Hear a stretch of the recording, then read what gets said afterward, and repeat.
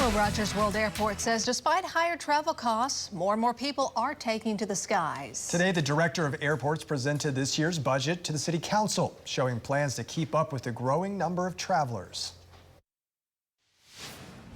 An industry of constant movement in Oklahoma City. A constant need to move forward. Ultimately, we want to make sure we have everything in place to meet the demand. Demand not seen in 4 years. We're essentially back to the numbers that we saw pre-COVID in 2019, and that's despite the higher travel costs. It's demand that left the parking lot at full capacity last week. One of the projects that we anticipate starting the next couple of years is another parking garage because our parking does fill up. Added to the list for Airports Director Jeff Mulder. Always looking to try to stay ahead of the growth and try to mitigate the capacity issues. First on the list, replacing boarding bridges, then building a federal inspection station in hopes of bringing international flights by 2025. Our target is Central America, the Caribbean, and Mexico. Not to mention bringing in people to keep everything running. And that brings us to this.